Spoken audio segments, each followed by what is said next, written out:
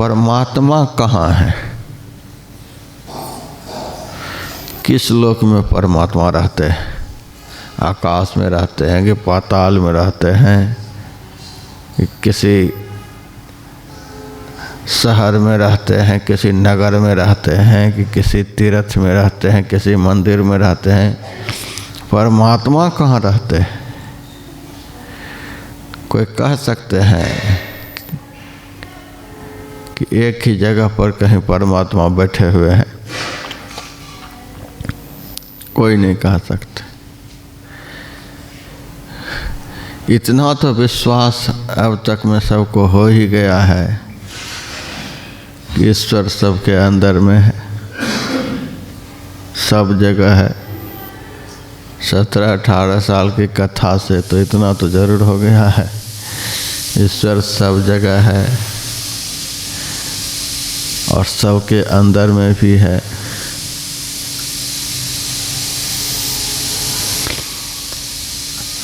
दर्शन क्यों नहीं हो रहा?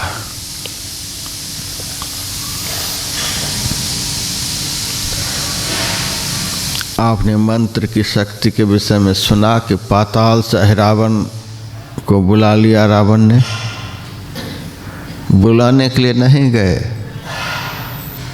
वो अव्यक्त था, अप्रकट था, दिखलाई नहीं दे रहा था, लेकिन नाम के सुमिरन में वह शक्ति है कि जो नहीं दिखलाई देता है वह दिखलाई देने लग जाता है।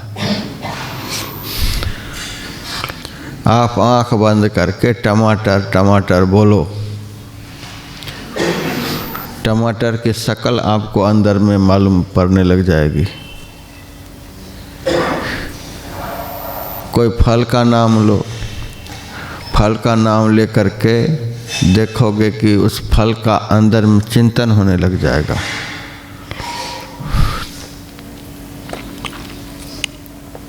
उसी तरह से जिनको हम नहीं देखे हैं आज तक, यदि उनका नाम लिया जाए तो उनको देखने लग जाएंगे। कुछ दिन पहले मैंने एक सूरदास को भजन करने की विधि बतलाई, दीक्षा दिया, नामदान दिया। तो पहले मंत्र जपने के लिए बतलाया, फिर इष्ट के रूप का ध्यान करने के लिए बतलाया, फिर अंतर ज्योति का ध्यान करने के लिए मैंने बतलाया। जब रूप का ध्यान करने के लिए उनको बतलाया तब वह सूरदास कहता है, महाराज जिस रूप का ध्यान करने के लिए आप मुझे बतला रहे हैं, हम तो जन्म से अंधे हैं, उस रूप को तो आज तक मैंने कभी देखा ही नहीं, तो उस रूप का ध्यान हम कैसे करेंगे? मैंने कहा उस रूप को तुमने नहीं देखा है, लेकिन जिसका वह रूप है उस रूप ने तुमको जरूर देखा है। हम भगवान को, हम परमात्मा को अब तक नहीं देखे हैं। हमारे में कहाँ ताकत कि हम परमात्मा को देख लेंगे? जब वे दिखलाना चाहेंगे तब हम देखेंगे, हम नहीं उनको देख सकते। उनकी जब इच्छा होगी हमें इनको दर्शन देना है तब हम उनको देखेंगे। एक माई ने कहा, महाराज हम ध्यान तो लगाते हैं लेकिन ध्यान में भगवान कहाँ आते हैं? मैंने कहा भगवान तुम्हारा गुलाम है, ध्यान करो और वो 1 मिनट में आ जाएंगे। भगवान हमारे गुलाम नहीं, सारी सृष्टि जिनके वश में है उनको हम जबरदस्ती देख लेंगे। आ जाओ महाराजा भी, सामने प्रकट हो जाओ। सारी सृष्टि के मालिक हैं, उनको हम तुरंत कैसे देख लेंगे? ब्रह्मादि देवता सृष्टि के आदि काल से उनकी आज्ञा का पालन कर रहे हैं, इतनी बड़ी ताकत उनमें है। लेकिन सृष्टि के आदि काल से परमात्मा सारे संसार के ऊपर शासन कर रहे हैं, लेकिन उनके शासन का कोई विरोध कर सकते हैं? कितनी भी गर्मी पड़ जाए, कोई हंगामा करते हैं कि महाराज गर्मी कम करो, गर्मी कम करो। किसी में बोलने की ताकत है? गर्मी को कम कर दो, बड़ी गर्मी हो गई है, कोई बोलेगा? देखिए कितने बड़े ताकतवर हैं, जिनके फरमान का सृष्टि में कोई विरोध नहीं कर सकता। कितनी भी आंधी चले, कोई विरोध करेंगे? क्यों इतनी आंधी चलाई? खड़ी हो जाए ममता बनर्जी, क्यों इतनी आंधी चला दी? कितने के घर उजड़ गए, भयंकर बाढ़ आ जाती है, गांव के गांव बह जाते हैं। कोई परमात्मा का विरोध करने को तैयार होते हैं? गांव के गांव बह गए, क्यों ऐसा किया? यही है ईश्वर,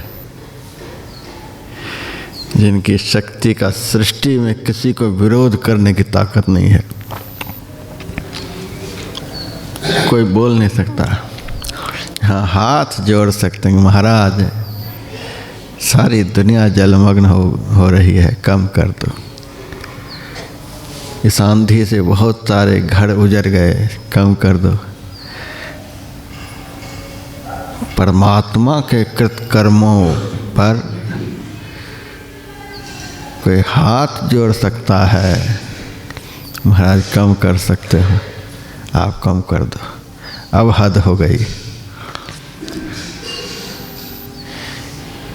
किसी का इकलौता लड़का खत्म हो जाता है,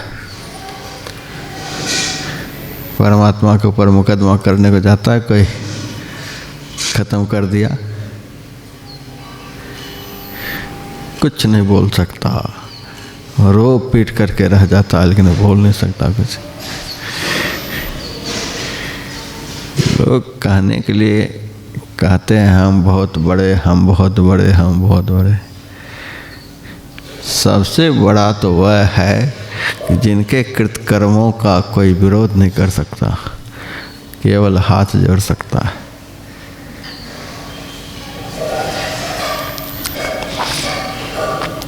ऐसे जो ईश्वर हैं, जिनके कृत कर्मों का कोई विरोध नहीं कर सकता, केवल हाथ ही जोड़ सकता है, उसको कोई कहे महाराज हम ध्यान तो लगाते हैं, लेकिन कहाँ ईश्वर का दर्शन होता है? बोलने से नहीं हो जाएगा।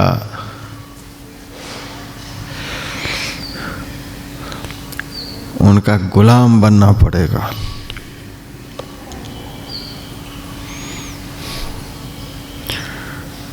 ईश्वर का गुलाम बनना पड़ेगा। हर उनकी दी हुई परिस्थितियों का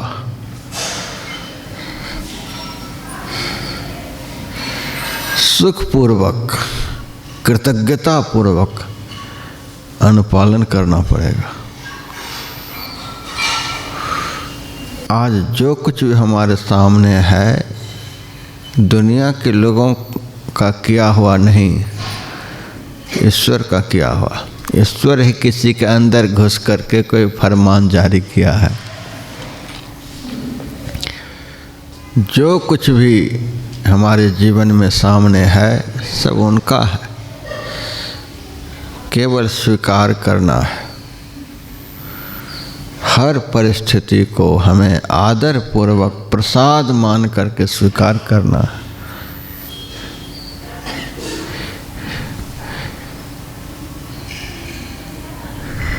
ईश्वर का गुलाम बन जाए। एक तो दास होता है, सेवक होता है, नौकर होता है, सेवक की मर्जी है, जब तक सेवा में रहना चाहे रहेगा, मन नहीं करेगा छोड़ करके चला जाएगा। दास है, सेवा कर रहा है, उसका मन नहीं मानेगा,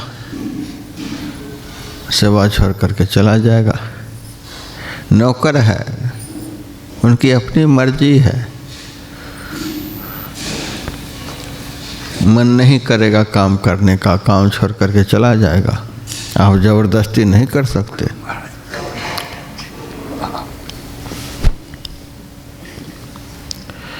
आप किसी के ऊपर जबरदस्ती नहीं कर सकते, लेकिन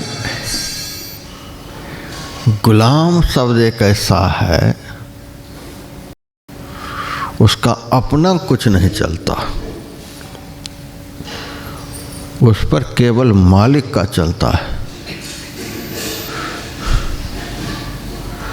आप भाग नहीं सकते, आप छोड़कर जा नहीं सकते।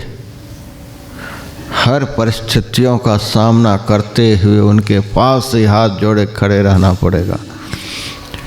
मीरा ने कह दिया, जहाँ बिठावे तित ही बैठूं, बेचे तो बिक जाऊं। देखिए गुलाम किसको कहते हैं। हे प्रभु, आप मुझे जहाँ बिठा दोगे वहीं बैठ जाऊंगी, अब बेचे तो बिक जाऊं। देखिए कैसा शब्द है। मीरा कहती है, आप हमको किसी के हाथ में बेच देंगे 5 रुपये में, 1000 रुपये में, 500 रुपये में, तो मैं बिक जाऊंगी। मेरा कुछ भी अधिकार नहीं है, मैं तो आपकी हूँ। आप जो मेरे साथ करना चाहो। यह है गुलाम। सब कुछ समर्पण कर गुरु की सेवा करनी चाहिए। पूर्ण समर्पण। बहुत जांच होगी, बहुत परीक्षा होगी, कभी भी श्रद्धा, कभी भी प्रेम, कभी भी विश्वास कमज़ोर नहीं पड़ना चाहिए। पूर्ण समर्पण। बेचे तो बिक जाऊं।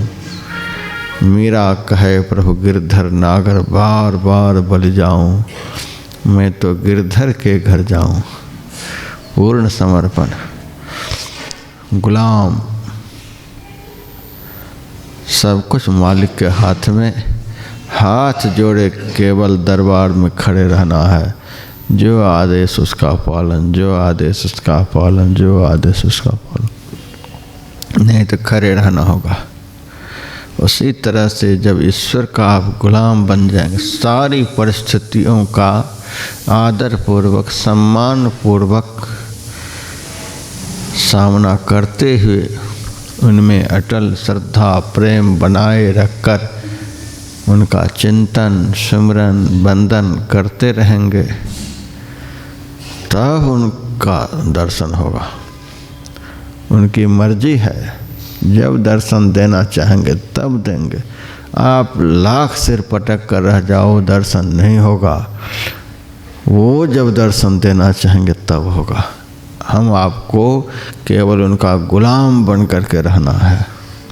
जहाँ बिठावे तित ही बैठूं, बेचे तो बिक जाऊं।